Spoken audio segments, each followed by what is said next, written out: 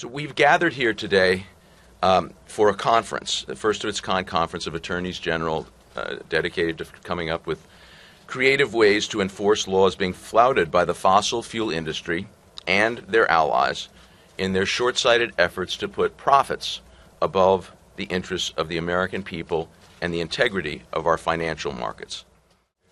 But, ladies and gentlemen, we're here for a very simple reason. We have heard the scientists. We know what's happening to the planet. There is no dispute, but there is confusion, and confusion sowed by those with an interest in profiting from the confusion and creating misperceptions in the eyes of the American public that really need to be cleared up. The First Amendment, ladies and gentlemen, does not give you the right to commit fraud. And we are law enforcement officers. All of us do work. Every attorney general does work on fraud cases. And we are pursuing this as we would any other fraud matter.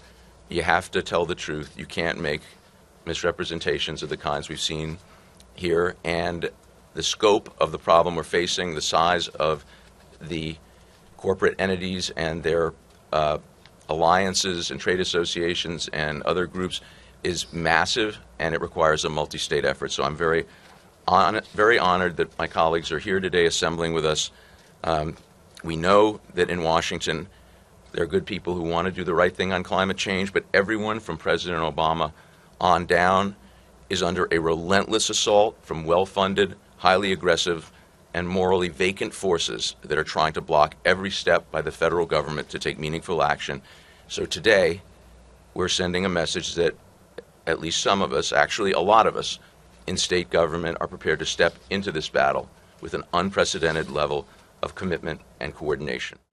I really believe that years from now, this convening by Attorney General Eric Schneiderman and his colleagues here today may well be looked back upon as a real turning point in the effort to hold to account those commercial interests that have been, according to the best available evidence, deceiving the American people, communicating in a fraudulent way, both about the reality of the climate crisis and the dangers it poses to all of us, and committing fraud in their communications about the viability of renewable energy and efficiency and energy storage that together are posing this great competitive challenge to the long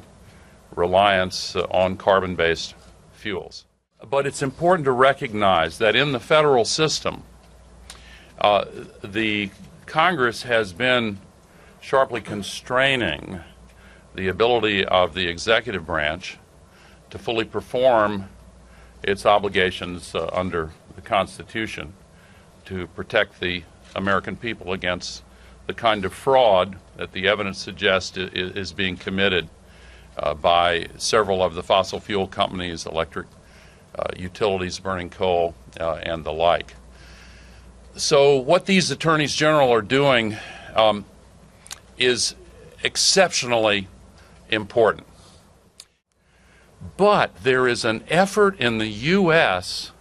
to slow this down and to bring it to a halt, because part of the group that, again, according to the best available evidence, has been committing fraud in trying to convince people that the climate crisis is not real, are now trying to convince people that renewable energy is not a viable option, and worse than that, they're using their combined political and lobbying efforts to put taxes on solar panels and jigger with the laws to require that installers have to know the serial number of every single part that they're using to put on a rooftop of somebody's house, and a whole series of other phony requirements, unneeded requirements that are simply for the purpose of trying to slow down this renewable revolution. In the opinion of many who have looked at this pattern of misbehavior in what certainly looks like fraud, they are violating the law. If the Congress would actually work, our democracy's been hacked, and that's another story, not the subject of this press conference.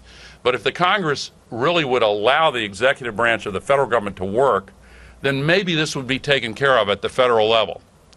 But these brave men and women, who are the attorneys general of the states represented in this historic coalition, are doing their job. And just as many of them did in the tobacco example, they are now giving us real hope that the answer to that third question, will we change, is going to be yes.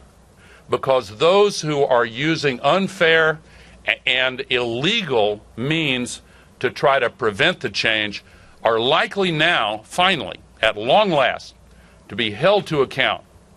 And that will remove the last barriers to allow the American people to move forward and to redeem the promise of our president and our country in the historic meeting in Paris last December, where the United States led the global coalition to form the first global agreement that is truly comprehensive. If the United States were to falter and stop leading the way, then there would be no other leader for the global effort to solve this crisis. By taking the action these attorneys general are taking today, it is the best, most hopeful step I can remember in a long time that we will make the changes that are necessary.